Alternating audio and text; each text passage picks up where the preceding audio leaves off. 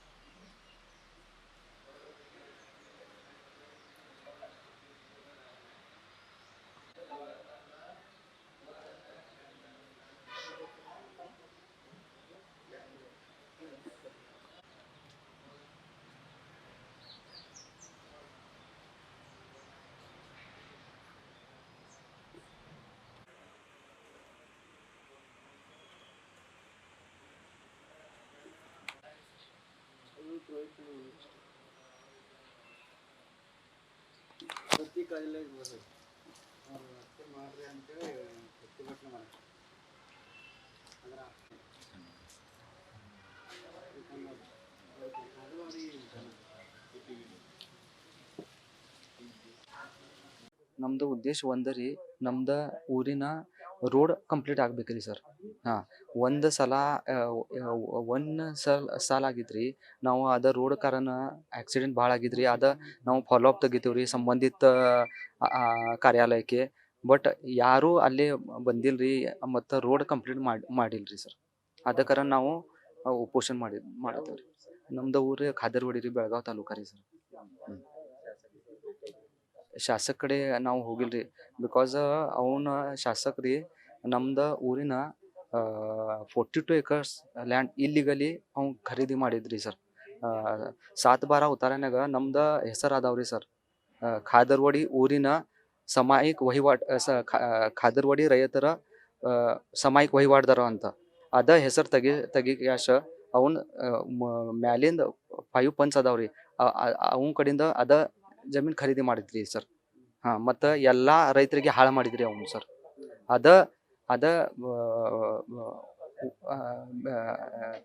ಶಿಟ್ ಮೇಲೆ ನಮ್ದು ಅದು ರೋಡ್ ಕಂಪ್ಲೀಟ್ ಮಾಡಿಲ್ರಿ ಸರ್. ಏನ್ರಿ ಸರ್? ಅಧಿಕಾರಿ ಮತ್ತು ಶಾಸಕರಿಗೆ ಒಂದ ಅದಾವ್ರಿ ಸರ್. ನಮ್ದು ಊರಿನ ರೋಡ್ ಕಂಪ್ಲೀಟ್ ಆಗ್ಬೇಕ್ರಿ. ಕಂಪ್ಲೀಟ್ ಆಗಿದ ಬಿಡ್ ನಾವು ಇಲ್ಲಿಂದ ಹೋಗಂಗಿಲ್ರಿ ಸರ್. 3 ದಿನ ಆಗಿದ್ರಿ. ಇದು 3ನೇ ದಿವಸ ರೀ. ಅಧಿಕಾರಿಗಳು ಯಾರು ಬಂದಿಲ್ರಿ. ನಾವು ನಾಳೆ ಜಿಲ್ಲಾ ಪಂಚಾಯತ್ CEO ರಾಹುಲ್ ಶಿಂದೆ ಸರ್ಗೆ ಭೇಟಿ ಆಗಿದ್ರಿ. ಅವು ಹೇಳಿದ್ರಿ ನಾಳೆ ನಮ್ದು ಮೀಟಿಂಗ್ ಮಾಡತ್ತೀವಿ ಅಂತ. ನಮ್ದು ಹೆಸರು ರಾಕೇಶ್ ಪಾಟೀಲ್ ರೀ. 1.8 ಕಿಲೋಮೀಟರ್ ಇದೆ. ಸ್ಟಾರ್ಟಿಂಗ್ 300 ಮೀಟರು ನಮ್ಮ ಕಾರ್ಪೊರೇಷನ್ ಏರಿಯಾದಲ್ಲಿ ಬರುತ್ತೆ. ಅದನ್ನ ಬಾಕಿ ಉಳಿದಿದ್ದ 1.49 ಕಿಲೋಮೀಟರ್ ರಸ್ತೆಯನ್ನು ನಾವು KS 04 68 ಪ್ಯಾಕೇಜ್ನಲ್ಲಿ ಕೈಗೊಂಡಿದ್ವಿ ಅಭಿವೃದ್ಧಿಗೆ. ಅದು ಒಂದು ಟೈಮ್ ಇಂಪ್ರೂವ್ಮೆಂಟು, 5 ವರ್ಷ ಮೇಂಟೆನೆನ್ಸು, ಆಮೇಲೆ 6ನೇ ವರ್ಷ ರಿನ್ಯೂವಲ್ ಅಂತ. ಅದು 6ನೇ ವರ್ಷದ ರಿನ್ಯೂವಲ್ 19/2/2025 ಮಾಡಬೇಕಾಗಿತ್ತು ನಾವು. ಆ ಸಮಯದಲ್ಲಿ ಏನಾಗಿದೆ, ನಮ್ಮ RWS JJM ಸ್ಕೀಮ್ ವತಿಯಿಂದ ಖಾದರ್ವಾಡಿ ವಿಲೇಜ್ನಲ್ಲಿ ಒಂದು ಸುಮಾರು 600 ಮೀಟರ್ ರಸ್ತೆ ಏನೈತಲ್ಲ ವಿಲೇಜ್ನಲ್ಲಿ, ಅವರು ವಾಟರ್ ಸಪ್ಲೈ ಪೈಪ್ಲೈನ್ ಹಾಕಲಿಕ್ಕೆ ಒಂದು ಸ್ವಲ್ಪ ಇದನ್ನ ಮಾಡಿಬಿಟ್ಟು ನಮ್ಮ ಕ್ಯಾರೇಜ್ ವೇ ಎಲ್ಲ ಡಿಸ್ಟರ್ಬ್ ಮಾಡಿದರು.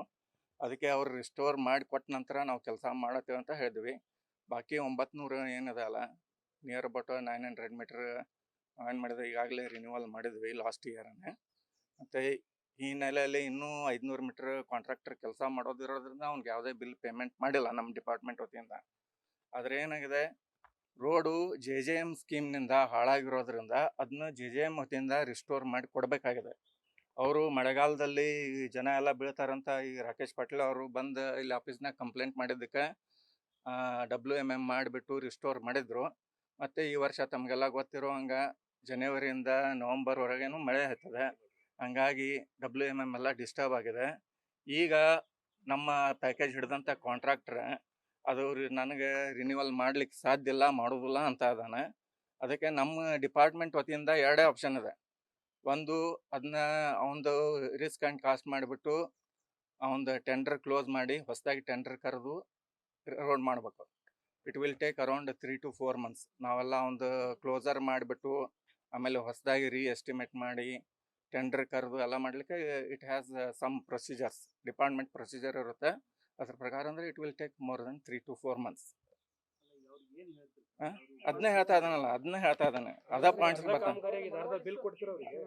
ಅರ್ಧ ಅರ್ಧ ಬಿಲ್ ಅಂದ್ರೆ ಏನದ, ನಮ್ದು ಒರಿಜಿನಲ್ ಕಾಂಟ್ರಾಕ್ಟ್ ಏನದಲ್ಲ ಅದನ್ನ ಕ್ಲೋಸ್ ಮಾಡ್ಬೇಕು ನಾವು. ಅವನು ಕಾಂಟ್ರಾಕ್ಟರ್ ಏನಂತ ಇದಾನೆ, ಅದು ಡಿಸ್ಟರ್ಬ್ ಆಗಿರೋದ್ರಿಂದ ನನಗೆ ಮಾಡ್ಲಿಕ್ಕೆ ಆಗೋದಿಲ್ಲ. ರಿನ್ಯೂವಲ್ ಅಂದ್ರೆ ಏನಿರ್ತದೆ, ಓನ್ಲಿ MSS. ಹೌದು, ಯಾವುದು ಅದು ನಾವು ಮೇಲ್ಗಡೆ ಬರಿತೇವೆ. ಯಾಕಂದ್ರೆ it is not A mistake of contractor, ನಮ್ ಕಾಂಟ್ರಾಕ್ಟರ್ ಮಿಸ್ಟೇಕ್ ಅಲ್ಲ. ಡಿಸ್ಟರ್ಬ್ ಮಾಡಿದವ್ರಿಗೆ ನೀವು ರೋಡ್ ಹಾಳು ಮಾಡಿರ್ತಾರೆ, ಅವ್ನಿಗೆ ಕೆಲಸ ಮಾಡಂದ್ರೆ ಅವ್ನ ಹೆಂಗ್ ಮಾಡ್ತಾನ? MSS ಅಷ್ಟೇ ಇದೆ ಅದು ರಿನ್ಯೂವಲ್ ನಲ್ಲಿ.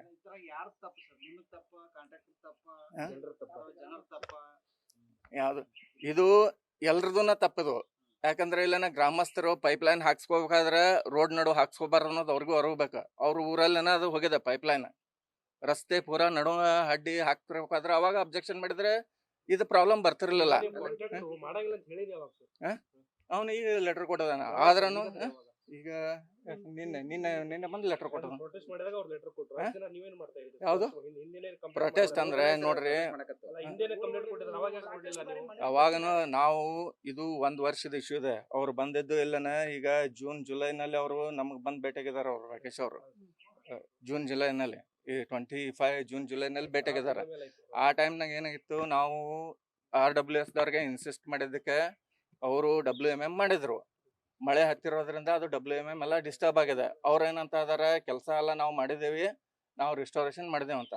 ಒಂದು ನಮಗೆ ಇನ್ನೊಂದೇನಿದೆ, ಅವ್ರ ಏನು ಎಸ್ಟಿಮೇಟ್ ನಲ್ಲಿ ಏನ್ ಪ್ರಯೋಜನ ಇದೆ, ಏನ್ ಮಾಡಿದಾರ, ವಿ ಹ್ಯಾವ್ ಟು ವೆರಿಫೈ. ಒಂದ್ ವೇಳೆ ಅವರು ಪೂರ್ಣ ಪ್ರಮಾಣದಲ್ಲಿ ಮತ್ತೆ ನಮ್ದು ಒರಿಜಿನಲ್ ಸ್ಟೇಜ್ ತರೋ ಎಸ್ಟಿಮೇಟ್ ಇತ್ತಂದ್ರೆ ಅವ್ರ ಕಡೆ ಅಂತ ಕೆಲಸ ಮಾಡಿಸ್ಕೊಂಡು ಆಮೇಲೆ ನಾವು ನಿಮ್ ಕಡೆ ರಿನ್ಯೂವಲ್ ಮಾಡಿಸ್ಬೇಕಾಗುತ್ತೆ.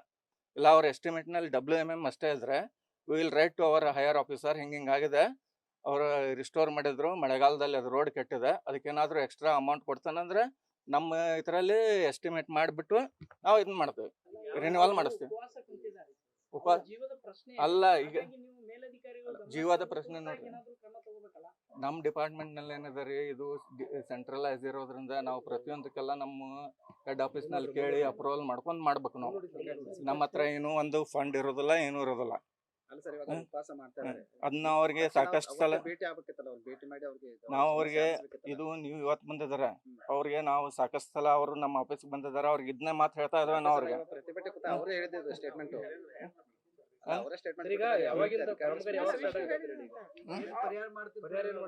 ಪರಿಹಾರ ಅದನ್ನೇ ಹೇಳ್ತಾ ಇದ್ದಾನಲ್ಲ, ನಮ್ಮ ಡಿಪಾರ್ಟ್ಮೆಂಟ್ ಇಂದ 2 ಆಪ್ಷನ್. ಒಂದು, we have to check the estimate of JJM. ಅವರು ಬರೇ WMM ಮಾಡಿ ಇದನ್ನಷ್ಟ ಮಾಡಿದ್ರೆ ನಾವು ಏನ್ ಮಾಡ್ತೇವೆ, ನಮ್ಮ ಡಿಪಾರ್ಟ್ಮೆಂಟಿಗೆ ಬರೆದ್ಬಿಟ್ಟು ಎಕ್ಸ್ಟ್ರಾ ಫಂಡ್ ಏನಾದ್ರು ಕೊಟ್ರೆ, ಅಂದ್ರೆ ನಮ್ಮಲ್ಲಿ ಏನೂ ಇರೋದಿಲ್ಲ, ಇದು ಪ್ರಧಾನಮಂತ್ರಿ ಗ್ರಾಮ ಸಡಕ್ ಯೋಜನೆ ಇರೋದ್ರಿಂದ ನಾವು ಏನೇ ಆದ್ರೂ ಅಲ್ಲಿಂದ ಫಂಡ್ ಅಲೋಕೇಶನ್ ಮಾಡ್ಕೊಂಡು ಅಪ್ರೂವಲ್ ತೊಗೊಂಡ್ ಮಾಡ್ಬೇಕು ನಾವು. It will take time. ಅಂದ್ರೆ 1 ದಿವ್ಸನಲ್ಲಿ ಆಗೋ ಕೆಲಸ ಅಲ್ಲ, ನಿಮ್ಗೆಲ್ಲ ಗೊತ್ತಿದ್ದದ. ಯಾವುದು ಇದನ್ನ ಮೇಲಾಧಿಕಾರಿ ಗಮನಕ್ಕೆ ತಂದಿದೆ, ಅವರು ಮೇಲಾಧಿಕಾರಿಗಳು ಬರೆದಿದಾರ, ಇಶ್ಯೂ ಇಲ್ಲನ. ಅವರು ಪ್ರಿನ್ಸಿಪಲ್ ಸೆಕ್ರೆಟರಿ ಅಂತ ನಮ್ಮ ಆಫೀಸಿಗೆ ಬಂದಿದೆ ಲೆಟರ್. ನಾವು ನಮ್ಮ ಆಫೀಸಿಗೆ ಏನು ಆಕ್ಚುಲಿ ಇಶ್ಯೂ ಐತೆ ಅನ್ನೋದನ್ನ ನಾವು ಆಲ್ರೆಡಿ ಇದನ್ನ ಮಾಡಿದ್ದೇವೆ ನಾವು. ನಂದು RB ಶಿವರಾಯ್ ಅಂತ, section officer, on behalf of Executive and AW I am talking. हाँ, फर्स्ट सत्याग्रह क्यों बोले तो सर, अभी हमारे गांव का जो 500 मीटर कुछ तो रास्ता होने का है, वो रास्ते में क्या हुआ है सर, वो प्योर सर गांव का रास्ता है, वो गांव में आने का जाने का रास्ता है। JNMC वाले उनके ऊपर डालते हैं, ये रोड वाले उनके ऊपर डालते हैं। तो कैसा करने का सर, हम सबको लेटर दिया है, सबको दिया है, लेकिन कोई नहीं देता। एक बात सोचिए सर, अभी परसों दिन विधानसभा में जब ये था, उसी टाइम सर कुछ सैंक्शन हुए बगैर वो रास्ता हो गया, लेकिन हमारे गांव का रास्ता सर 5-6 साल पहले हो गया था। वो रास्ता क्यों नहीं होता सर? और ये सिर्फ पैचवर्क के लिए सर इतना हमें करना पड़ता है, तो हमारे मूलभूत सुविधा के लिए हमें क्या करना पड़ेगा, ये आप थोड़ा आगे पहुंचाइए सर। इतना ही मेरा बोलने का इरादा है। कॉन्ट्रैक्टर करने पिराजी, ये कॉन्ट्रैक्टर सर नाव करते गोडसे, पीजी गोडसे उन्होंने किया है वो। हाँ सर, वो शासक का हमारे गांव का जो जमीन है 120 एकड़ रैत जन समायक वहीवाटदार बोल के वो हमारे 7/12 उतारे के ऊपर है। वो जमीन सर अनलीगली निकाल के वो किया है, उसके वजह से वो हमारे गांव में हर बार प्रॉब्लम रहता है सर। राजू पाटिल।